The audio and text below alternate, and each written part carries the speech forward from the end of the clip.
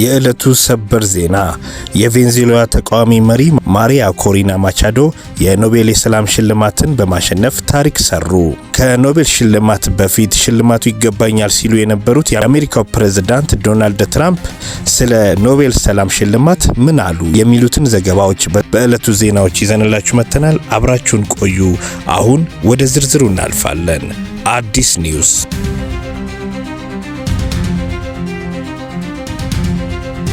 የቬንዙዌላ ታዋቂዋ ተቃዋሚ መሪ ማሪያ ኮሪና ማቻዶ የ2025 የኖቤል የሰላም ሽልማትን በማሸነፍ የዓለምን ትኩረት ስበዋል። የኖቤል ሽልማት ኮሚቴው የሰጠውን መግለጫ ተከትሎ የሰላም ንቅናቄው አዲስ ምዕራፍ ከፍቷል በሚል አስተያየቶች እየተሰጡ ይገኛሉ። የኖቤል የሰላም ኮሚቴ እንዳስታወቀው ማቻዶ አልፍሬድ ኖቤል ያስቀመጣቸውን ሁሉንም መስፈርቶች በማሟላት ለዲሞክራሲና ለሰላም ላደረጉት አስተዋጽኦ እውቅና ተሰጥቷቸዋል። ኮሚቴው አክሎም ማቻዶ በቬንዙዌላ ያሉትን ተቃዋሚ ፓርቲዎች ሙሉ በሙሉ በማሰባሰብ ወደ ዲሞክራሲ ሽግግር ለማድረግ ትልቅ ስራ ሰርተዋል ብለዋል። ከዚህ ቀደም የተቃዋሚ ፓርቲዎች እርስ በእርስ በመከፋፈልና በመወነጃጀል ይታወቅ የነበረ ቢሆንም ማቻዶ የኒኮላስ ማዱሮን አገዛዝ በጋራ ለመቃወም በመሰባሰብ ልዩ አመራር ማሳየታቸው ተገልጿል። ሁሉም የዲሞክራሲ መሳሪያዎችና መርሆች የሰላም መርሆች መሆናቸውን አሳይቷል ሲል ኮሚቴው አጽንኦት ሰጥቶበታል። የኖቤል የሰላም ኮሚቴ አሸናፊዋ ለወደፊት የሁሉም ሰው መብቶች የሚከበሩባትን ቦታ ለመፍጠር ሙሉ ተስፋን ሰጥቷል በማለት አድንቋል። መግለጫው ወደፊት ሁሉም ሰው በሰላም መኖር ይችላል የሚል ተስፋን ያንጸባርቃል። ቬንዙዌላ በአምባገነናዊ መንግስት የምትመራ ሀገር ስትሆን የሰብአዊ መብቶች ጥሰት በስፋት የሚታይባት መሆኗም ይታወቃል። ማሪያ ማቻዶ ሽልማቱን እንዳሸነፉ ሲሰሙ በጣም ደንግጫለሁ በማለት በኤክስ ገጻቸው ላይ ጽፏል። ለፈረንሳይ ዜና ወኪል ኤኤፍፒ በላኩት ቪዲዮ ወይም ቀደም ሲል ለፕሬዝዳንታዊ ምርጫ እንዳይወዳደሩ ሲታገዱ እርሳቸውን በመወከል ለተወዳደሩት ኤድመንድ ጎንዛሌዝ ዜናውን ሲሰሙ በጣም እንደተደናገጡ ገልጸዋል። ከደስታ የተነሳ ደንዝዘናል ሲሉ ጎንዛሌዝም ተናግረዋል። ይሄ ምንድነው? ማመን አልቻልኩም ብለው ነበረ። ማሪያ አሁን ባሉበት በድብቅ ቦታ የእሳቸው ቪዲዮ በጎንዛሌዝ የትዊተር ገጽ ላይ ተለጥፈዋል። ማቻዶ ባለፈው ዓመት ለፕሬዝዳንታዊ ምርጫ እንዳይወዳደሩ ተከልክለው ነበር። ዓለም አቀፉ ማህበረሰብ ምርጫው ፍትሃዊ አልነበረም ሲል ገልጿል። በምርጫው ወቅት ካርካስ ከተማ ውስጥ የነበሩት ማሪያ ብዙ ሕዝብ ወደ ጎዳና በመጥራት እንዲደግፋቸው ዘመቻ ሲያደርጉ እንደነበረ የተቃዋሚ ፓርቲው መሪ ኤድመንድ ጎንዛሌዝ ተናግሯል። የኒኮላስ ማዱሮ አስተዳደርን በመቃወም የሀገሪቱን የፖለቲካ ፓርቲዎች እና ህዝቡን የማሰባሰብ ብቃታቸውን አሳይቷል። ከምርጫው በፊት ሁሉም የዳሰሳ ጥናቶች የሚያሳዩት እርሳቸው እንደሚያሸንፉ ነበር።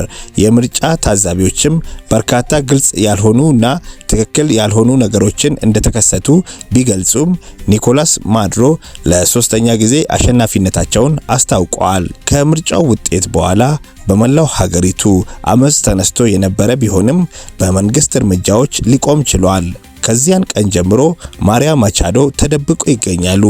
ከዚህ ቀደም በአጭር ጊዜ ታስረው ተፈተው የነበረ ቢሆንም ከዚያ ወዲህ በይፋ አልታዩም። የኖቤል የሰላም ኮሚቴው ሊቀመንበር ጆርገን ዋትኒ ፍራይደንስ በየዓመቱ ሽልማቱን ማን ማግኘት እንዳለበት እንደሚመክሩ ተናግረዋል። ሕይወታቸው ስጋት ላይ ሆኖ ተደብቆ የሚኖሩት ማሪያ ላደረጉት መልካም ስራ የሚገባቸውን ሽልማት አግኝቷል። ኮሚቴው ተደብቆ ቢኖሩም ሊሸለሙ እንደሚገባ አምኖ እንደሰጣቸው አስታውቋል። ማሪያ የተደበቁት ነሐሴ 2024 ጀምሮ ነው። በቬንዙዌላ ውስጥ እንዳሉ የገለጹት እርሳቸው ሽልማቱ ለታገሉለት ነገር እንደሚያበረታታቸው ተናግረዋል። በሚቀጥለው ታህሳስ ወር ሽልማቱ በሚሰጥበት ወቅት ኦስሎ እንደሚገኙ ሲጠየቁ ይመጣሉ ብለን እንጠብቃለን፣ ተስፋ እናደርጋለን ነበር መልሳቸው። ሆኖም ግን ለሕይወታቸው ስለሚፈሩ ተደብቀው ይገኛሉ ብለዋል። ኮሚቴው ዲሞክራሲ በዓለም ላይ እያሽቆለቆለ ነው ሲል ገልጾ ዲሞክራሲ የሚመሰረተውና የሚጠበቀውም ለሕይወታቸው የሚመጣውን አደጋ በሙሉ ተቀብለው ከመዝረፍ ይልቅ መናገርን የሚመርጡ ሰዎች እንደሆነ ገልጸዋል። ማሪያ ከነዚህ ሰዎች አንዷ ናቸው። የዘንድሮ የኖቤል የሰላም ሽልማት ዶናልድ ትራምፕ እንደሚገባቸው በተደጋጋሚ ሲገልጹ የነበረ ቢሆንም ማሪያ ግን በቬንዙዌላ ዲሞክራሲን ለማስፋፋት ላደረጉት ትግል አሸናፊ ሆነዋል። ማሪያ ኮሪና ማቻዶ የቬንዙዌላዋ ታዋቂ የተባሉ የተቃዋሚ ፓርቲ መስራች ናቸው። የነጻነትና የዲሞክራሲ ፓርቲ ሲሆን እርሳቸውና ባልደረቦቻቸው በ2023 መስርተውታል። እንዲሁም የቬንዙዌላ ብሔራዊ ምክር ቤት አባል በመሆን በከፍተኛ ድምፅ ተመርጠዋል። የማዱሮ መንግስት በሀገሪቱ የሚያደርሰውን የሰብአዊ መብት ጥሰት እና ብልሹ አሰራር ሲቃወሙ ቆይቷል። አሁን ግን እርሳቸው ተደብቆ የሚኖሩ ማሪያ ለሰላም ለቆሙ ሰዎች የሚሰጠውን የኖቤል የሰላም ሽልማት በማሸነፍ የዓለምን ትኩረት በድጋሚ ስበዋል። የ2025 የኖቤል የሰላም ሽልማት ለቬንዙዌላዋ ተቃዋሚ መሪ ማሪና ኮሪና ማቻዶ መሰጠቱን ተከትሎ ሽልማቱ ይገባኛል ሲሉ የነበሩት የአሜሪካው ፕሬዝዳንት ዶናልድ ትራምፕ ዝምታቸውን ሰብረዋል። ትራምፕ በግልጽ ባይናገሩም በማህበራዊ ሚዲያ ገጻቸው ላይ የማቻዶን ምስጋና እና የሩሲያው ፕሬዝዳንት ቭላዲሚር ፑቲንን አስተያየት በማጋራት ምላሽ ሰጥተዋል። የዋይት ሃውስ ኮሚኒኬሽን ዳይሬክተር ስቲቨን ቼንግ የኖቤል የሰላም ኮሚቴው ከሰላም ይልቅ ለፖለቲካ ቅድሚያ ሰጥቷል በማለት ሽልማቱን አሰጣጥ ተችተዋል። ቼንግ በትዊተር ገጻቸው ላይ ፕሬዝዳንት ዶናልድ ትራምፕ የሰላም ስምምነቶችን ማስፈጸም፣ ጦርነቶችን እንዲያበቃ ማድረግ፣ ሕይወትን ማዳን ስራቸውን ይቀጥላሉ በማለት ገልጿል። ፕሬዝዳንቱ ደግ ናቸው፣ ማንም እንደሳቸው ፈቃደኛ የለም በማለት አክለዋል። ትራምፕ እርሳቸው በግልጽ ስለ ሽልማቱ ባይናገሩም የሌሎችን አስተያየቶች በማጋራት ቅሬታቸውን ገልጿል። ለምሳሌ የሩሲያው ፕሬዝዳንት ቭላዲሚር ፑቲን ስለ ሽልማቱ ሲጠየቁ ትራምፕ ውስብስብ ችግሮችን ለመፍታት ብዙ ሰርተዋል ብለዋል። ትራምፕ ፑቲን ይህ ሽልማት ተአማኒነት አጥቷል ሲሉ የተናገሩትን ቪዲዮ በግልጽ ማህበራዊ ሚዲያ ገጻቸው ላይ ትሩዝ ሶሻል ላይ አጋርተው ፕሬዝዳንት ፑቲንን አመሰግናለሁ ሲሉ ጽፈዋል። የሽልማቱ አሸናፊዋ ማቾዳ በትዊተር ኤክስ ገጻቸው ላይ ይህ ሽልማት ለቬንዙዌላ ሕዝብ ስቃይና ለፕሬዝዳንት ትራምፕ ለዓለማችን ላደረጉት ወሳኝ ድጋፍ መታሰቢያ ይሁን ሲሉ ጽፈዋል። ትራምፕም ይህንን የማቻዶን ጽሑፍ ትሩዝ ሶሻል ገጻቸው ላይ አጋርቶታል። ትራምፕ የጋዛው የሰላም ስምምነት ከተፈረመ በኋላ ሰላም ፈጣሪዎች የተባረኩ ናቸው ብለው ነበረ። ዋይት ሃውስም ሰላም ፈጣሪ ፕሬዝዳንት ሲል ጠርቷቸዋል።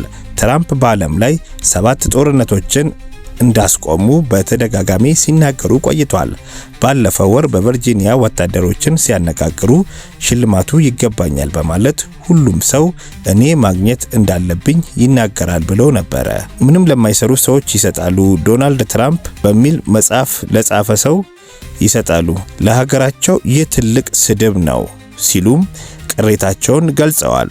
የዓለም መሪዎችም የእሳቸውን ምኞት የተረዱ ሲሆን አንዳንዶችም ለእርሳቸው ዘመቻ ሲያደርጉ ቆይተዋል።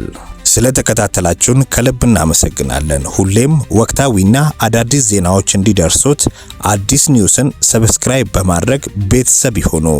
ሰብስክራይብ በማድረግ ላይክ እና ሼር በማድረግ ለጓደኛው በማጋራት ወዳጅነቱን ያጠንክሩ። አዲስ ኒውስ